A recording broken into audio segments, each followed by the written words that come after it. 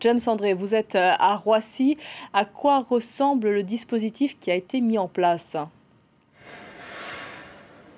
Bien écoute, le dispositif qui a été mis en place a été mis en place au niveau du débarquement de l'avion, c'est-à-dire à l'intérieur de la zone internationale derrière moi. Et nous avons pu voir un groupe de passagers qui descendait d'un avion en provenance de Shanghai, l'avion qui s'est posé il y a maintenant environ presque une heure, un peu moins d'une heure, et à bord duquel il y avait un grand nombre de passagers qui portaient des masques. Ils nous ont expliqué qu'environ 80% des personnes à l'intérieur de l'avion avaient choisi de porter des masques. La plupart, effectivement, nous ont parlé avec leur masque encore en place. Alors, le dispositif qui a été mis en place donc, dans une des coursives de l'aéroport et par lequel passent tous les passagers en provenance de Chine, il comprend une trentaine de personnes qui sont sur place, dont des médecins, à la fois de l'Agence régionale de santé, mais également de la Croix-Rouge. Et pour l'instant, on est à un niveau 2, on va dire, au niveau de l'alerte par rapport à cette épidémie.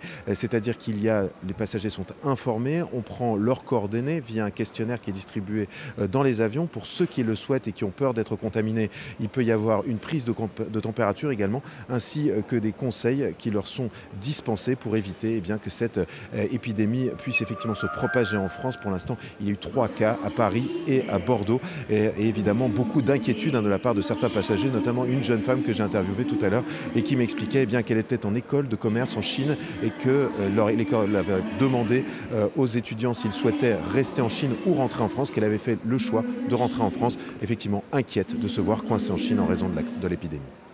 Je vous remercie beaucoup, James. On fait